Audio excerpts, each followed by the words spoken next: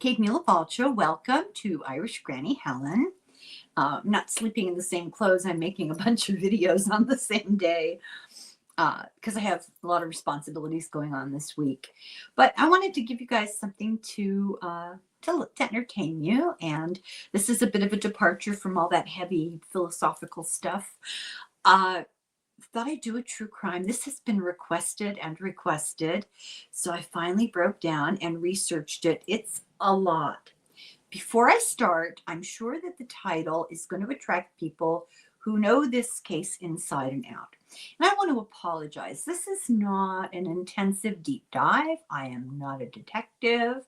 I'm not even an amateur detective. I'm not even an armchair detective. I'm just interested in psychopathology. And this case is especially interesting to me because I grew up in California where a lot of this was going on. And I was a school kid.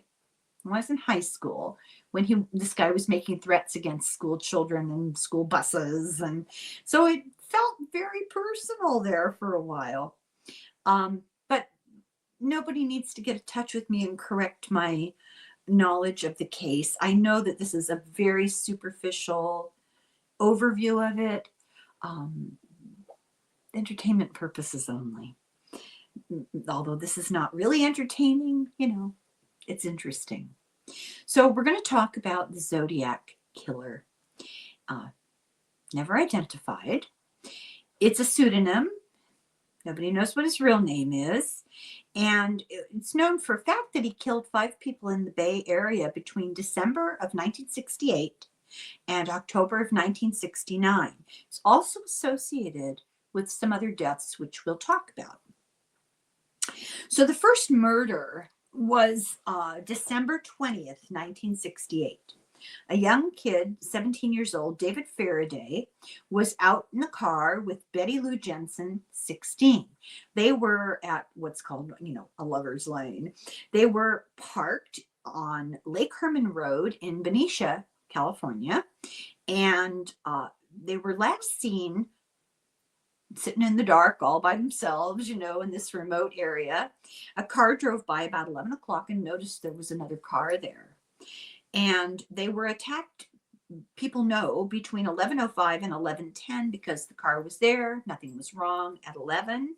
And somebody came by again at 11:10 and saw them outside their car. So what happened was the attacker parked alongside the passenger door about 10 feet away from their car and got out of his car with a gun and approached them and fired at them as he walked around to the driver's side, but missed. And shot into the car and missed. The shots went astray. They scrambled out the passenger door because he's approaching the driver's door. Jensen, Betty Lou, got out. Faraday was right behind her, but he got hit in the head and by a bullet inside the car and never made it out of the car. She ran and she was chased. She was shot at 6 times and 5 of them hit her in the back. And she collapsed outside the car. So this whole entire attack took 2 to 3 minutes. And at 11:10, another motorist drove by, saw her body, saw the car with the door open, and went and called the police. And by the time the police got there, Jensen was dead. And Faraday was still breathing, but barely, and he died on the way to the hospital. So there were no witnesses, no evidence, no anything. And the cops said that it was the attack of a madman. So the second event was July 4th, 1969. Darlene Ferrin, 22, and Michael Mageau, 19. They had met at the restaurant she worked at. She was married. She was kind of young, 22. She was a waitress at a restaurant, and I guess she dated. So although she was married, they went on a date. So at 11:50, she got a phone call and she went over to his house and she was driving and they left his house together. And the story is that they were followed by a man in a light colored car after they left his house, and they drove toward Lake Herman Road. They stopped in an empty lot at Blue Rock Springs Park. And this was also kind of a lover's lane, and it was 2 miles away from the first crime scene. They stopped about 70 feet from the entrance. The car was still running, and it's unknown even today if they stopped intentionally or they hit a log and it stalled the car. The other car followed them in and parked 80 feet to the left of them. And that driver turned off his lights and just sat there. So then suddenly turned on the car and drove away really, really fast, which they were relieved. But then he returned in 5 minutes and parked close to their passenger door. He got out and he shone a flashlight into the car.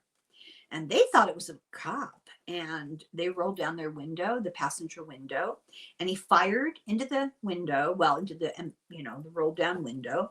And the bullet hit Majot's arm and the other hit her in the neck. Majot couldn't get out because there was no door handle on his car on the inside. The killer went to his own car and did something, nobody knows what, and came back and shot Majot and Farron both 2 times more each. Then he drove off. At 12:10 in the morning, a golf course, a golf course caretaker heard the shots. Also, and was able to report later, 3 teenagers drove into the lot and saw what had happened and called the police. At 12:20, the cops arrived. At 12:40, Farron was declared dead at the hospital. Majot survived. He described a heavy white guy, about 5'8", roughly, 195 to 200 pounds, with a large face, like a broad face. He had curly light brown hair, wore dark clothes, no glasses. At 12:40, the Vallejo police got a call from a payphone that proved to be 2 blocks from their headquarters. This is pretty arrogant. And the guy said, I want to report a double murder. And then he said, I also killed those kids last year. My handwriting. Goodbye. And then that was the last they heard. There was a cooling off period and they didn't know very much. Was Darlene targeted? Did she know her killer? Were they chased into the lot and stalled at the log, or did they go in? They couldn't get all that much information out of the survivor. He said that he didn't know the killer, but later he said that the killer's name was Richard. Darlene's sister said that Darlene had a boyfriend whose name was Richard. Nobody knows what part of this is accurate. The Zodiac, he didn't refer to her like he knew her. In a later letter, he just called her the girl. So did he not know her? Not known. Like I said, the car was in low gear and still on. But I think it was probably stopped by choice. She had said to Majot, just, ignore him. And they did roll down their window thinking it was a cop. Interestingly enough, Darlene Farron knew the first victims, the first couple. Her job was very social. There's a picture of her with a guy named Richard who looks a lot like the sketch of the Zodiac done after the next murder. Interesting. So then the letters started. The first letter came August 1st, 1969. 3 newspapers at the same time got, sorry, I'm looking at my, okay. 3 newspapers at the same time got this similar, not exactly the same, but similar letters at the same time. The Vallejo Times, the San Francisco Chronicle, and the San Francisco Examiner. Nearly identical letters that said, I am the killer of the 2 teenagers last Christmas at Lake Herman and the girl last 4th of July. And these letters were rife with misspellings. Each had a different cryptogram. And it said, in this cipher is my identity. He demanded that they put him on the front page of all 3 papers, and if they didn't, he said, I'll cruise around all weekend killing lone people in the night and then move on to kill again until I end up with a dozen people over the weekend. This is his big threat. So on August 2nd, the Chronicle published it with a note from the Vallejo police chief saying, we're not really satisfied this was written by the murderer, but, implied that we're covering our bases. August 3rd, the Examiner got a letter that said, this is the Zodiac speaking. And this is the first time that he used the word Zodiac. And it provided the Vallejo cop, the letter did, with a lot of details. He claimed that when they crack the cipher, they will have me. Well, it was cracked by a couple in their pajamas on a Saturday morning from Salinas, Betty and Donald Hardin. They liked ciphers and cryptograms for fun. It was their hobby, and they figured it out. They discovered there were a lot of misspellings, which made it harder, and a reference to The Most Dangerous Game, which was a short story from 1924 about hunting humans. It's kind of chilling. Then he went on to explain his worldview, and it was just lunatic, bizarre, that he was collecting slaves for the afterlife.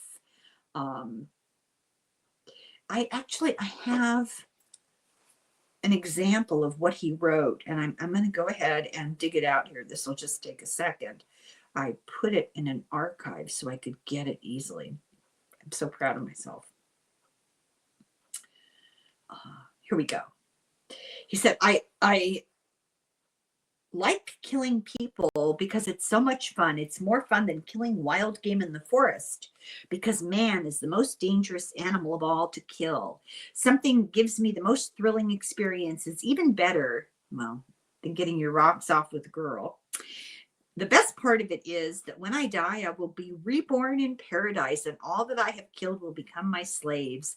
I will not give you my name because you will try to slow down or stop my collecting of slaves for my afterlife. And then there's just a weird string of letters, and there are many, many misspellings in this letter. Now, for the sake of YouTube, let me reiterate, this is a letter from the Zodiac, and it's part of the narrative to read it. We don't espouse violence, and this is a very sad situation. Nevertheless, this is what happened. Social history. A psychiatrist analyzed this letter and said that the killer felt omnipotent because he had a fantasy of spiritual slavery, and he seemed brooding and isolated and was full of inadequacies. The next event was at Lake Berryessa, September 27th, 1969, at 4 p.m. in the later afternoon. Brian Hartnell, 20, and Cecilia Shepard, 22, were students at a local college on a picnic at Lake Berryessa. Apparently, there's this little island in the lake that's connected by kind of a spit of land, and they were out there. She noticed a guy lurking up on the hill and watching them, and it was making her nervous. And then he kind of disappeared, and they forgot about him, and they were, picnicking. And all of a sudden, this guy emerged real close to them from behind a tree, and he had on a black executioner's hood with clip-on sunglasses over the eye holes and a bib, like a crusader's bib of some sort, with a white 3x3 symbol that looked like a gun sight, like one of those aiming things, a circle with a cross through it. And he told them, look, I've just escaped jail and I killed a guard, and I need your money and I need your car to go to Mexico. So he made her tie Hartnell up with pre-cut rope. And then he tied her up, and then he went back and tightened up both of them. And then he pulled out a knife. She received 10 wounds, and he did 6. Then he hiked up the road to their car, which left footprints, and he drew the symbol and the dates of the previous murders on the car with a black marker. So he was prepared to do this. Fishermen on the lake heard the screams after some time, and an ambulance finally came, and she told the whole story. He was unconscious. She told the story to the ambulance people. She was taken to a hospital in Napa. She went into a coma on the trip there and died 2 days later in the hospital, but he survived to tell the story. Witnesses saw this weird guy earlier hanging around. They don't know if it's the same guy, but it made them uncomfortable. One was a dentist who had his son with him, and the guy stared at them for a really long time and then abruptly walked away. And then there were 3 women. Maybe 3 women was too many. Anyway, they all described him as about 6 feet tall, 200 pounds. It kind of matched the description of the previous descriptions. They know that he drove 25 miles to a car wash to a payphone, and he called the Napa County Sheriff at 7:40. And he said, "I'd like to report a double murder," and then he confessed. He didn't hang up. He just dropped the receiver. And a radio reporter found it a few minutes later, just narrowly missed seeing this guy. The phone was just blocks from the sheriff's office. Then we have the Presidio Heights murder, October 11th, 2 weeks later, from Lake Berryessa. In downtown San Francisco, a man hailed a cab, which was driven by PhD student Paul Stein, who was working to put his way through college, at Washington and Cherry Street, and told him where to go. And while the car was pulling into where they were going, he shot him in the head, and the car kind of drifted to a stop. He took his wallet and keys. They know that this all happened because there were some teenagers in an apartment above the street who heard the shot and looked down and saw all of this. They saw the whole thing. They saw him wiping down the taxi. Then he went through Stein's clothes, did something. They lifted 2 partial fingerprints. The kids called the San Francisco Police Department and described this husky white man in a dark or black jacket. And unfortunately, the dispatcher got it wrong and told the police that it was a black man, not a black jacket, a black man. 2 minutes after this alert was phoned in and the police radio told all the other cop cars, cops patrolling saw a white guy in dark clothes walking away, and they pulled over and asked him if he'd seen anything. And he said that he'd seen a guy with a gun heading east, pointed in the other direction. The cops went rushing off. Later, the Zodiac, in one of his missives, told the cops that he was the guy that they talked to. Stein was dead and Zodiac was long gone, and they had very little to work with.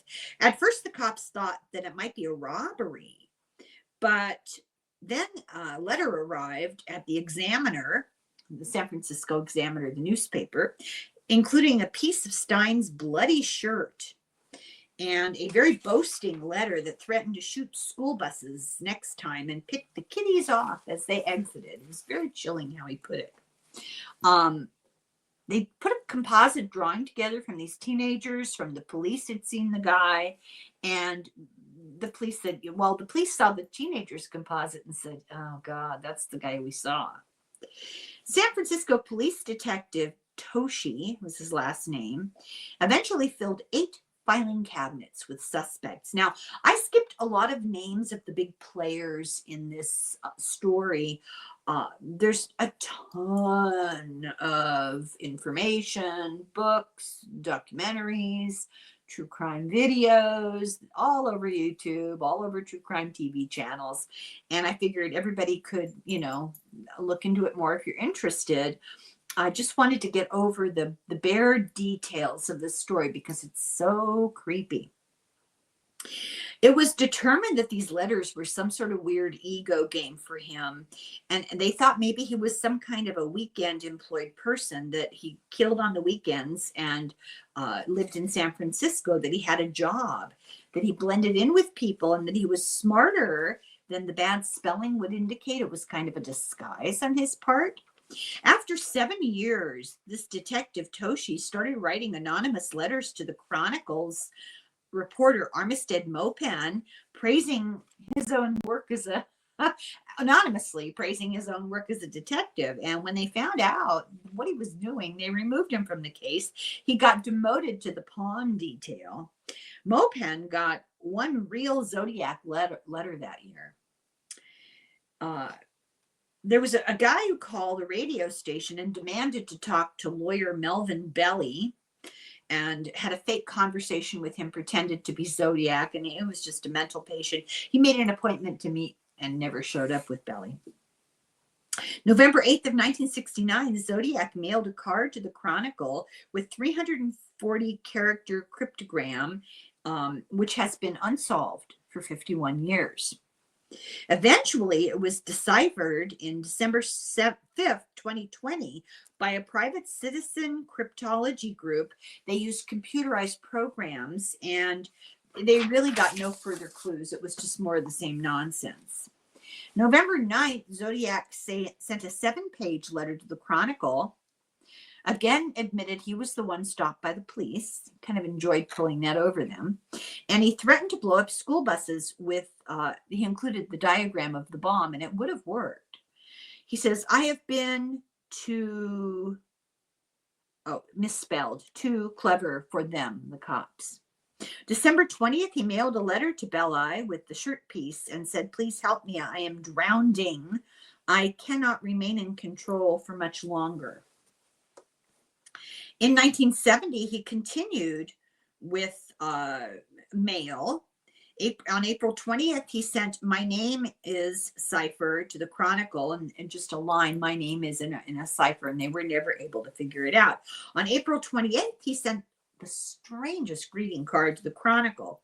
He threatened to bomb a bus again unless the Chronicle wrote about his card that he sent, and he demanded that people everywhere wear Zodiac buttons. I remember those. People had those. June 26th of 1976, he got mad because he hadn't seen any buttons on people, and he said he would punish them. And he said, I did punish people for not wearing the buttons. I shot that man in the car, and the only one that they could figure out he was talking about was the murder of San Francisco police sergeant who was sitting in his car writing tickets. This is Richard Raditich, and the San Francisco Police Department said, oh, it wasn't Zodiac. He says it was.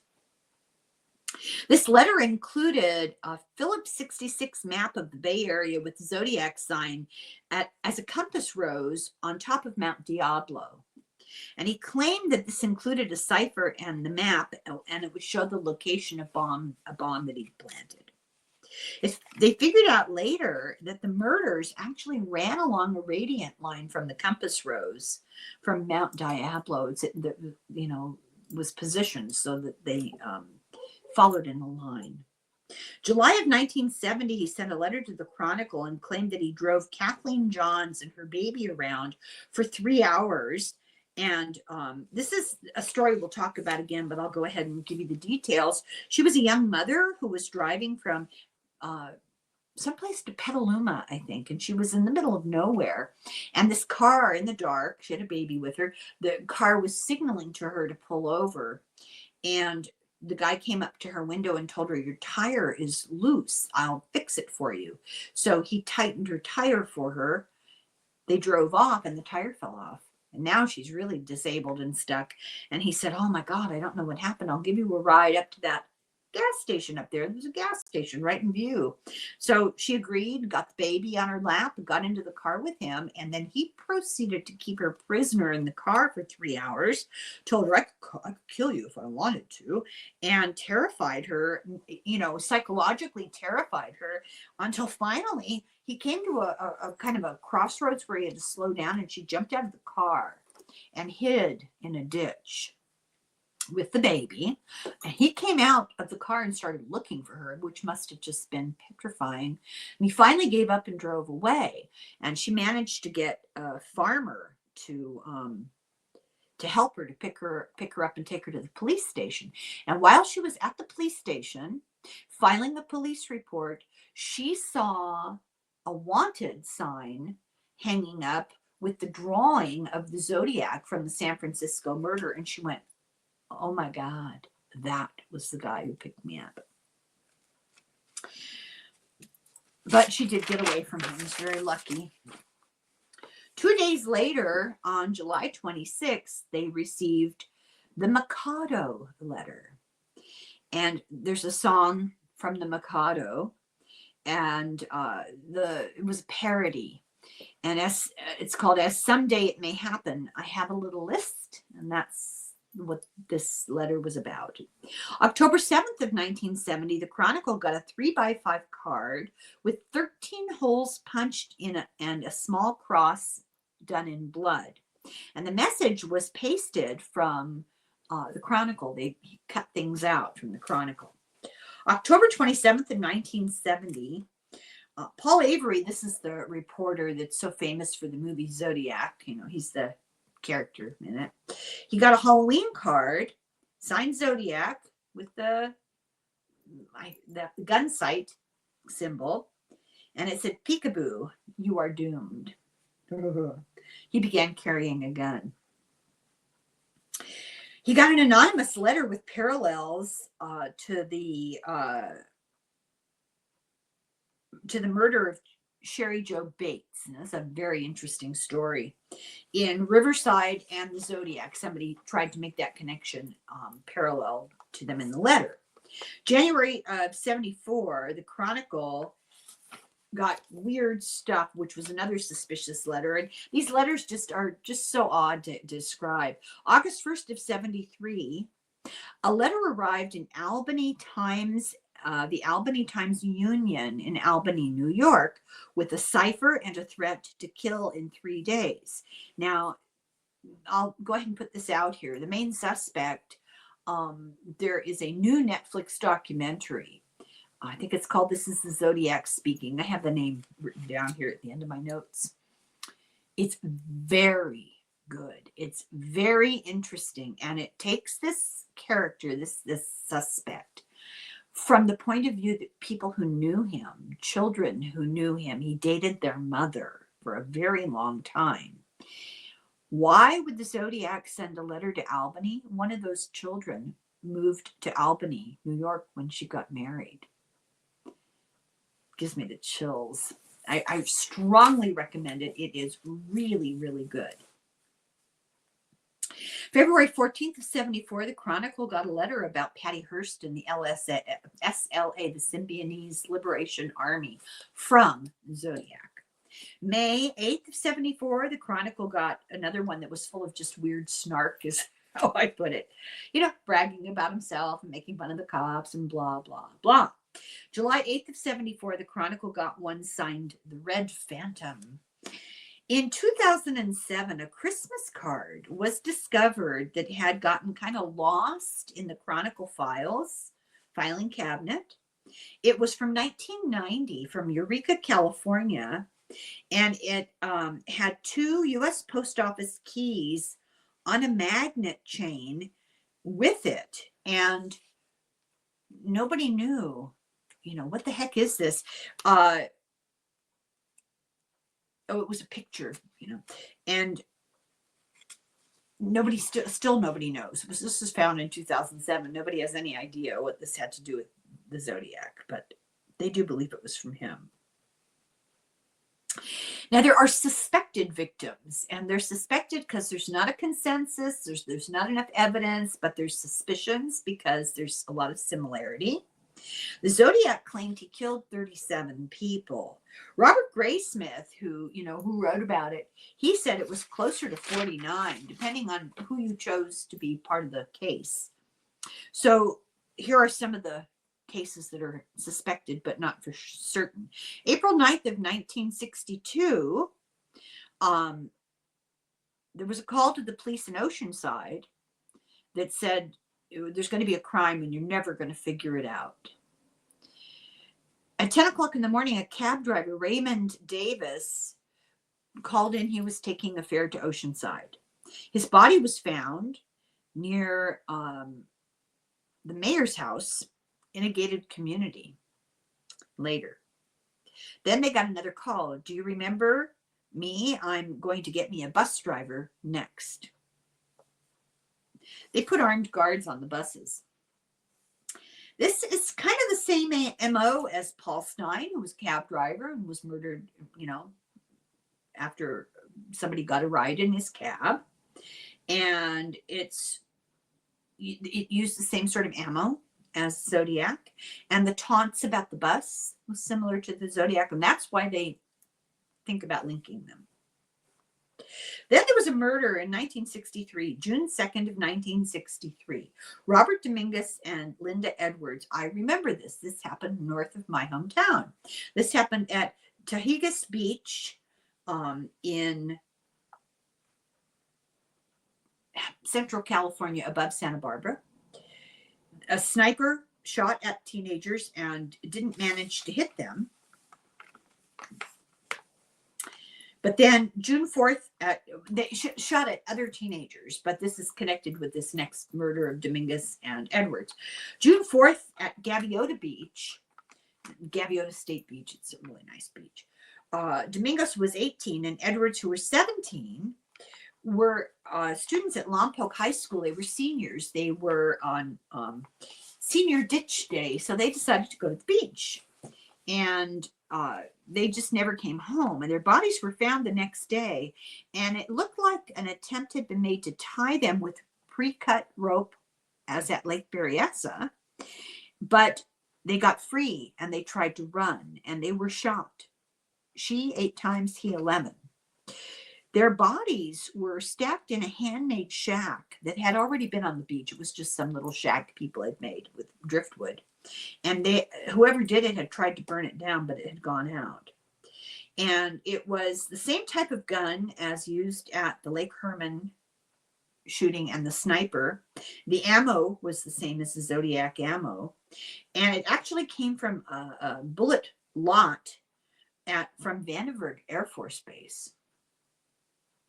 In 1972, the Santa Barbara sheriffs came out and said, well, no, probably Zodiac. I remember this. This was such a freaky thing. Then there was the killing of Johnny Ray and Joyce Ann Swindle. These were 19-year-old honeymooners from Alabama who were at Ocean Beach in San Diego. They were walking on the beach and they were shot by a sniper from above, from a cliff. And then he came down from the cliff and shot them both at close range in the head. He took a wallet, a necklace, and a Timex watch. And the Timex watch was found at the Sherry Joe Bates scene. Sherry Joe Bates. October 30th, 1966. Now, she was an 18-year-old whose mother had died, and she lived with her father, and she was going to Riverside City College, and she wanted to go down and use the library there one day. So she drove down and never came home. And she was found dead the next day between nearby houses, right across from the parking lot. Her car was still in the parking lot. And the houses had been empty. They were ready for demolition. The school was expanding into those lots. She had been beaten and stabbed. Her VW had been disabled. What do you call it? Distributor cap had been pulled out. And they found this broken Timex nearby. November 29th, they got a typewritten letter to the Riverside police and to the Riverside paper called The Confession. This won't be the first. It wasn't the first, and it won't be the last. And it described the details that only the killer would have known. December of 66, a weird poem was seen to have been carved into a desk at the Riverside Community College library, talking about being sick of living. And some investigators said it was likely the Zodiac, because of the use of language and terms and stuff. March 3rd, 1971, there was a letter sent to the Los Angeles Times giving credit to the reporter Avery for connecting Bates to the Zodiac, which, other people had made the connection to. Then uncertain are a couple of other cases. The case of Enadine Molina, 35, and Fermin Rodriguez, 36. They were parked in, I wrote an abbreviation. Oh, Alameda County. And a stranger came up to them and ordered them out of their car, killed him, and abducted her. When he stopped somewhere, she tried to escape and she was killed. Robbery and assault were ruled out, but this did happen near Pleasanton. And what was so interesting, there was a letter, March 71, sent to the LA Times. It was postmarked Pleasanton. John Franklin Hood, 24, and Sandra Garcia, 20. Now, this was a really scary event because this happened right on East Beach in Santa Barbara. East Beach is, how do I describe this? It's the beach closest to Montecito off Carrillo Boulevard. And there's a lot of beach volleyball nets there. They were found still lying on the beach under their blanket that they brought with them. Hood was injured 11 times, but Garcia, she was beaten beyond recognition. And this was very much like the Dominguez Edwards attack on the beach at Gaviota, and very much like the attack at Berryessa. Then, of course, Kathleen Johns, who was on her way to Petaluma. And this guy pulled her over, and then later, when she saw the wanted poster with the drawing, it scared the daylights out of her. Then again, there's the police sergeant from San Francisco who was found shot 3 times in his car. Then there's this really weird story of registered nurse Donna Lass. She worked for a big casino, the Sahara Tahoe in State Line, Nevada. And she had a really interesting job. She was the on-site medical office. So the casino had this nurse office full 24 hours. They had shifts, and they were just there to do first aid and to help anybody who got suddenly sick in the casino. So September 6, 1970, she was at work and disappeared from work, and nobody had any idea what had happened. She was very, very responsible, reliable. They didn't think that she would just take off. They began to make the connection to a reference to that 13-hole punch card that was sent to Avery that said, "Peek through the pines around in the snow." And she was, disappeared from Tahoe, basically. In 2023, her skull was found in the Sierra Nevada in snow at the base of a tree, and DNA proved it was her. Then there were others. There were the astrological murders from the 60s and the 70s. Women were dumped in ravines and killed in connection to astrological events, like there'd be a murder on the equinox, a murder on the solstice, a murder on Friday the 13th. Then there's the Santa Rosa hitchhiker murders. I mean, California, boy, I'll tell you, the 70s were a scary time. In 72 and 73, 7 female hitchhikers disappeared in Sonoma and Santa Rosa. No answers to what happened. The Zodiac claimed 37 victims, and one of the symbols on one of the letters that he sent matched a weird figure on a soy sauce container of one of the Santa Rosa victims. And that's why they made that connection. This was not a random shape that they found. It was really unusual. The Zodiac warned that he would change his MO to look routine, that he would continue to kill people, but he wouldn't let them know, and that he wouldn't leave Zodiac signs at the murder site, and that he would make them look like accidents or robberies or a variety of different things. One of the main Zodiac suspects, Arthur Lee Allen, is a suspect in the Santa Rosa cases. So after it was declared inactive, and then after 3 years in 2007, it was reactivated. They tried a genetic match, where they go and they do the genetic genealogy, and they didn't have any luck, but the FBI is still doing an ongoing case. It's open as of 2020. Arthur Allen for years was the main suspect. They did several search warrants on his house. He always denied that he was